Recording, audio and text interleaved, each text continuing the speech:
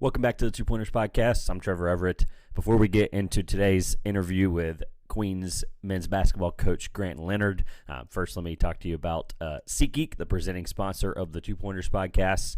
Code Two Pointers, TWOPOINTERS. Code Two Pointers gets you $20 off your first purchase in the app or online, SeatGeek.com. Click the link at the top of the description before you listen to this interview if you're looking for tickets to concerts, sporting events. I know college basketball is over, but the NBA is still here. The playoffs, play-in games are just finishing this week. Go check out some good basketball, maybe a concert in your town. $20 off your first purchase. SeatGeek. SeatGeek has a really integrated app, really well integrated app where you can view your seat in most arenas to be able to know exactly where you're sitting before you sit there. So super easy to use, super affordable. $20 off your first purchase with SeatGeek. Don't forget Two Pointers Podcast, Twitter at Two Pointers. Be keeping up with everything I'm doing this weekend. I'll be at the Portsmouth Invitational Tournament by the time you're hearing this. You'll see some content if you want to hear from my thoughts on some of the seniors that are playing there in front of all 30 NBA scouts. I'll have a podcast recap probably later the middle of next week, as well as probably an article about my thoughts on the PIT and some performances there, some guys I think that really helped their draft stock. So looking forward to that. Looking forward to the NBA playoffs. The preview will come out next week, right before everything really gets kicked off here. And then Draft Chat returns next Friday with No Ceiling Zone, Nathan Grubel. So a lot of really fun things coming. Keep up with everything. On Twitter is the best place to go, at Two Pointers, but everything else is linked in the description below.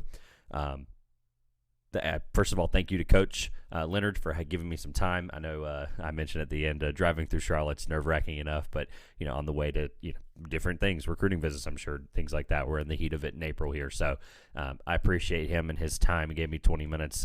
We went over a lot of great things about Queens Division I jump, as well as some guys that were integral in that, and then some experiences with his previous coaching with the TBT. So really awesome interview. Thank you to Coach Leonard for the time. Enjoy the show. All right, joining me today is Coach Grant Leonard from the Royals of Queens University in Charlotte. I look forward to talking to you today. Little intro, you've been the head coach since 2022, but been on staff since 2016. We'll talk about that for a little bit here. I've got a couple questions. You guys had a really big year for my listeners that might not know. I'll go through a little bit about what happened this year. 18-15 record in opening year in Division I. If I get anything wrong, Coach, you correct me, but I hopefully got this stuff narrowed down here. You had some really big wins on the calendar this year as well. You had a season opener versus Marshall, who had obviously Tavion Kinsey and Andrew Taylor were both 2 20-point-per-game scorers, so those were some tough guys to go up against. You guys also, I missed this originally. You went to Fairleigh Dickinson and played against Coach Tobin Anderson and his squad that obviously slayed the Giant and beat Purdue in the tournament 16-1, which was really, really awesome. And then the tough Owls of Kennesaw State, you guys split the season series and had that tough loss in the ASUN tournament by 1. Obviously, they eventually went on to make the NCAA tournament, so a very tough team there. Coaching for almost 20 years at many different levels, how would you describe the feeling of the first full year in Division I? I thought it was a great experience for our guys. Our administration made the move. It's not just for men's basketball, it's for all sports, and their goal with it is to give our players a better experience. And I thought we accomplished that in year one with the travel, going to Jamaica, the teams we played, the platform and stage that we got to do it on. And so I thought we built a really solid foundation in our first Division I year, something to build on. We do expect to play for and win championships here at Queens. And I think we're laying the foundation going forward that we can do that. Yeah, some of those opponents there, like I said, like Marshall's got that dynamic duo on the backcourt. But talk to me about coaching against Tobin Anderson, who, of course, obviously just, like I said, they slayed the Giant and beat Purdue. And he was a very confident, man. As soon as they won that 16 Dayton game, he was like, the more I watch this Purdue team, I think we can beat them. And he backed it up and obviously got the Iona job. Tell me a little bit about Coach Anderson and some of that matchup you guys had. So Coach Anderson and I call him Tobin. We're actually friends, and we've been friends for years. great man first.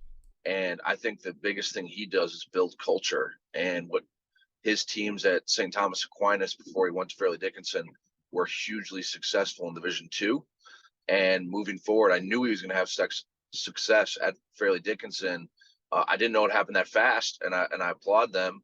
But we went up there, and I thought we played pretty well right before Christmas, and beat them soundly. They had a guy or two out, and we were on a crazy road trip, but I was really happy with how our guys performed out in New Jersey, and they're actually going to come back down here to Charlotte this next year.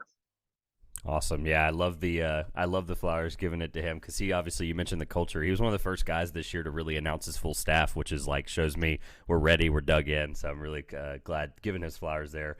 Awesome to speak on that relationship. I mentioned briefly at the end of that intro that you guys obviously had to go to Kennesaw and play in the ASUN tournament, and I love picking people's brains on this. Obviously, some conferences has a designated site, like in Greensboro. Of course, the ACC tournament's there every couple of years. But are you a fan of a conference neutral site, or do you like that environment where you have to go to Kennesaw and you've got to try to slay them in their building? Obviously, 1-point loss is just so tough. I was watching that game, and I know I know y'all wanted that one really bad. But like, are you a fan of that environment being in that home arena, or are you more of a keen on the neutral site? I think the regular season matters, and Kennesaw won the regular season, and so in my opinion, they earned the right to have an advantage. And so if we're going to beat them, we got to beat them there. It was sold out, and it was an unbelievable environment. And so I'm a huge proponent of the regular season having way more value than sometimes that we allow it. And so, yes, let's go to Kennesaw. Let's go to Liberty. Let's go to play a team that deserved it, that won, that really performed the regular season. And if we got to beat them, we got to beat them at their place, their fans. And then hopefully in the next year or two, we're the ones hosting, and we've earned it. And so, yeah, our guys love playing in that environment. Kennesaw did an unbelievable job building, their home court advantage. I don't think years ago that they could have filled that arena, but they could this year.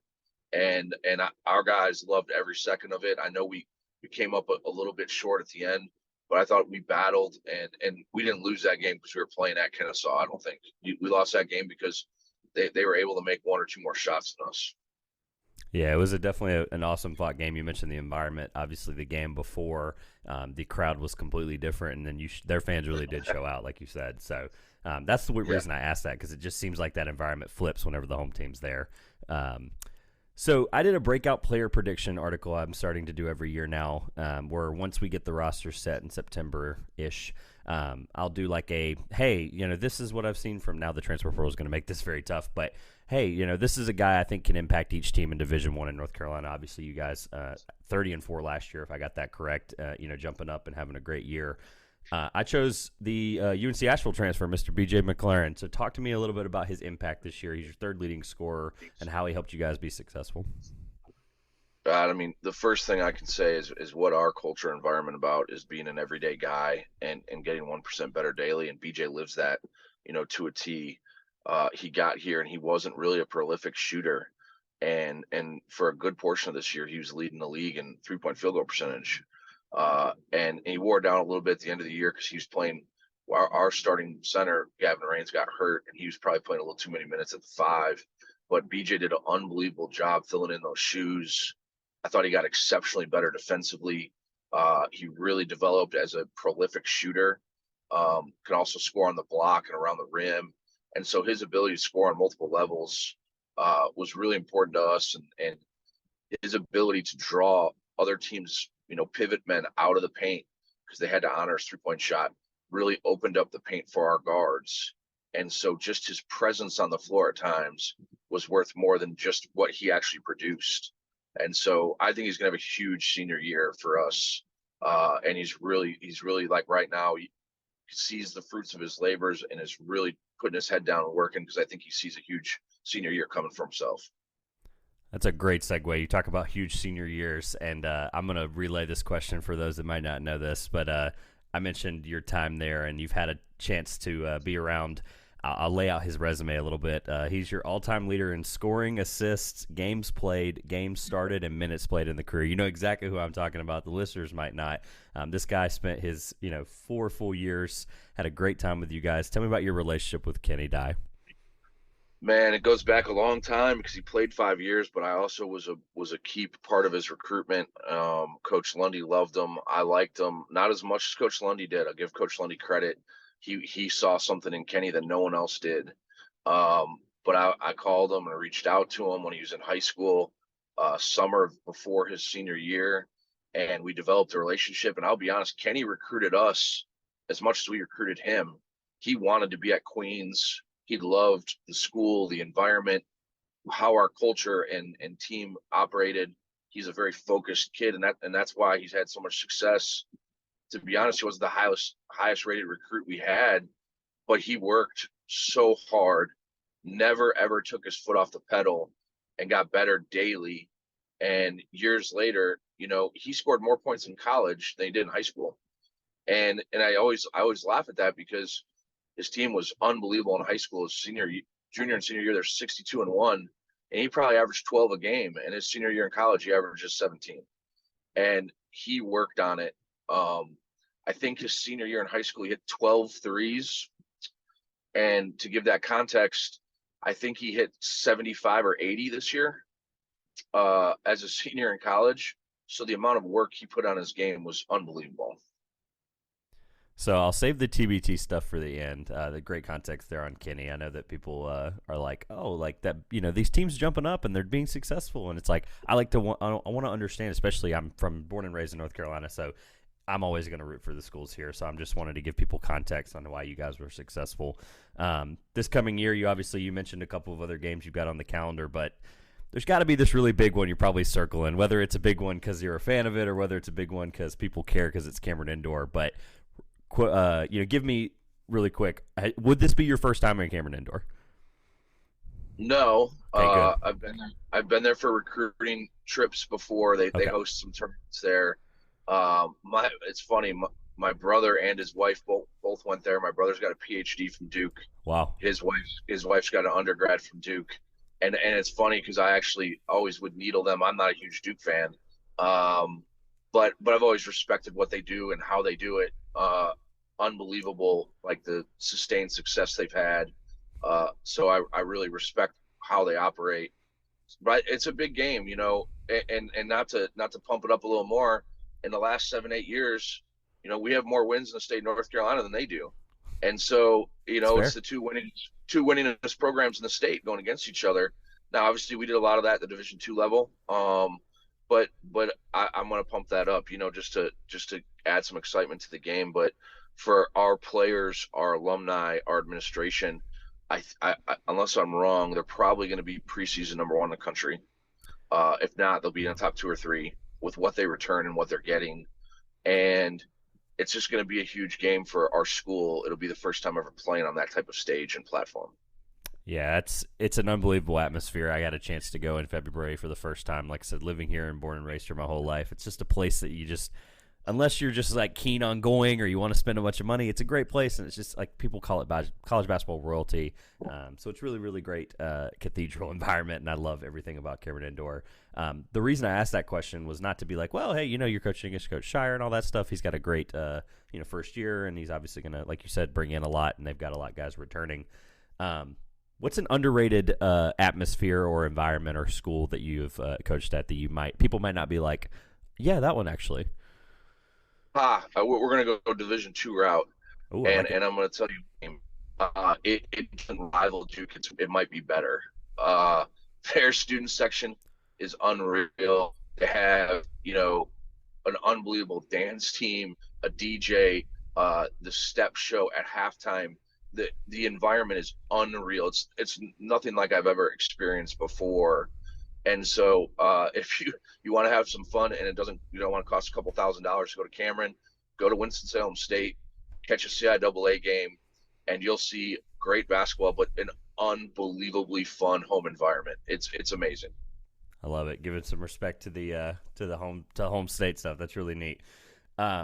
So what would you, before I get to the TBT stuff, What would you say you said you want to win championships. You want to, obviously the A-Sun's going to have some really good teams next year. Coach Davenport at Bellarmine and a couple other teams that are keen on trying to get back. Kennesaw obviously just changed a couple of things on their staff. But what are you looking to get out of next year? I don't want to ask the typical, what's the goal? We obviously know the goal. We want to win the A-Sun. Obviously, there's some restrictions there about the NCAA tournament that is out of your control. But, what's the goal? What are you telling your guys to get them prepared? Obviously, we're months away here in April.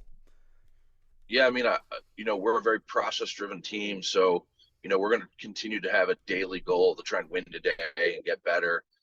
We really believe that we can be at the top of the A-Sun, and obviously we want to compete for that. But more importantly, I think we're going to have smaller goals.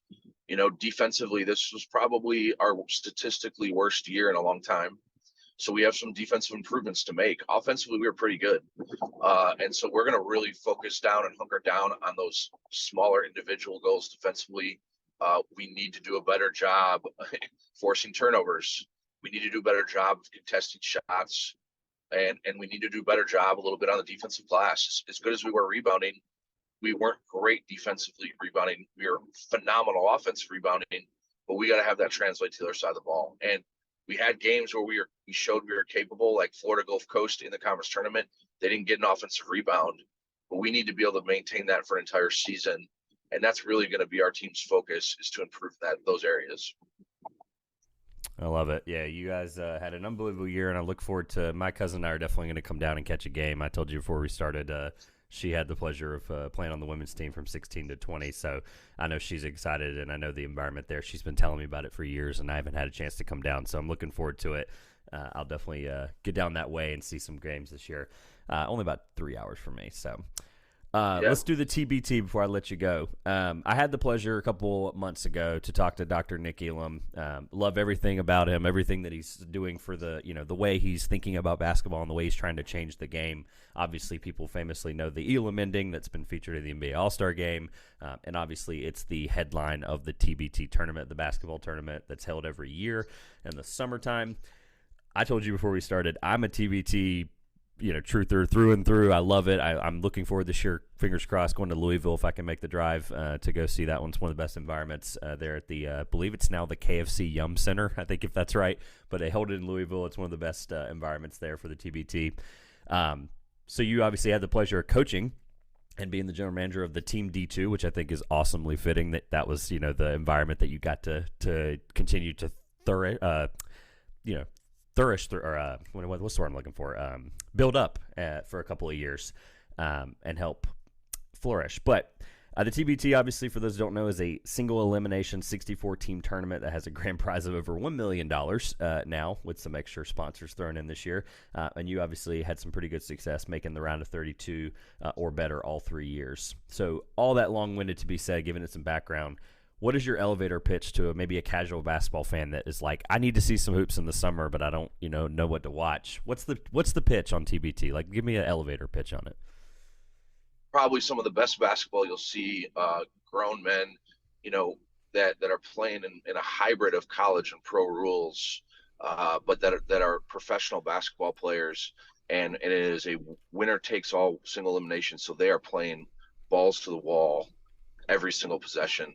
And to be honest with you, it is a phenomenal brand of basketball. And I think the TBT is genius for how they've set it up and how they've developed it and marketed it.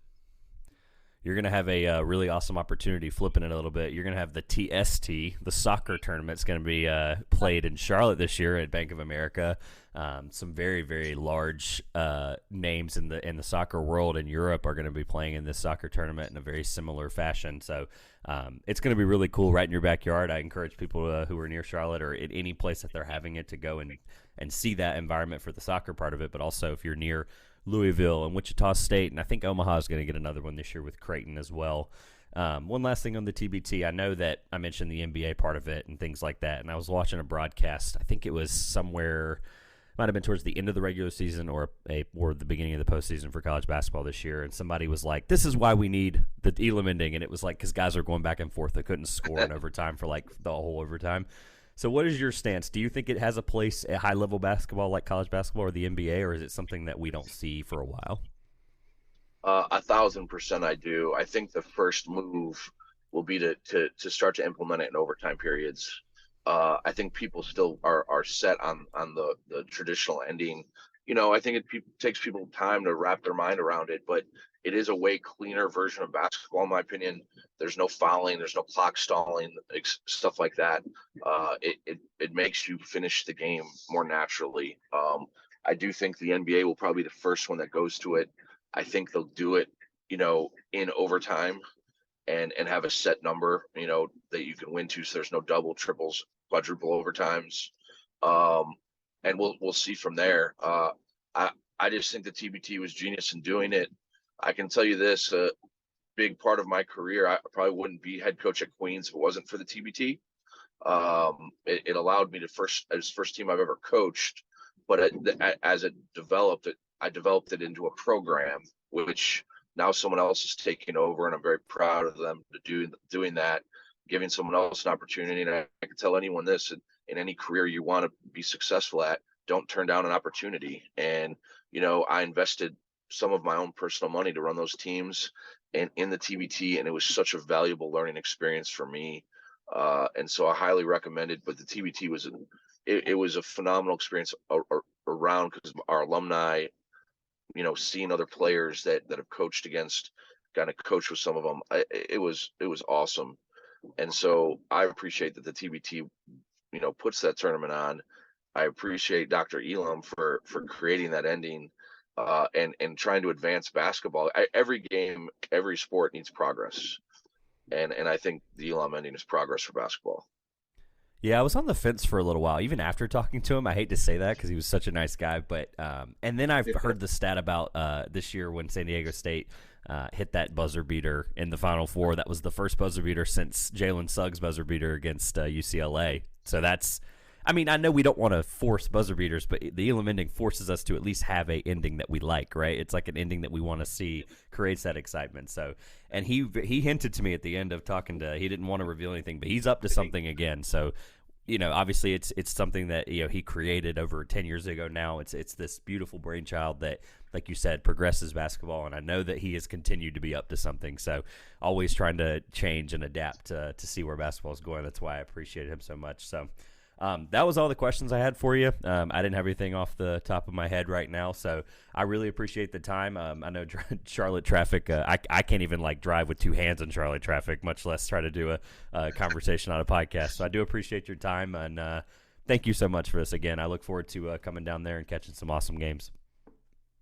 No, I thank you for having me. And if you guys ever need anything in the future, please let me know. And anyone, if they reach out to us, want to come catch a game, Queens plays fast. We shoot threes. You want to see good basketball, come to a Queens game. Awesome. Thank you, Coach. Thanks so much to Coach Leonard for that awesome interview. Feel free to click the link in the description below. SeatGeek, $20 off your first purchase, code 2Pointers. Coach Leonard's stuff will be in the description below. He's really active on Twitter, really engaging with the audience and the fans and support. So support Queens. If you're anywhere near Charlotte, if you're seeing this, go check out a Queens game. I will definitely be there next year for some awesome conference matchups later in the year. I know they've got some fun non-conference as well. Looking forward to seeing and getting to talk to Coach Leonard again in the future. Thanks so much again, Coach, for the time. This has been the 2 Pointers Podcast. I'm Trevor Everett. We'll see you later.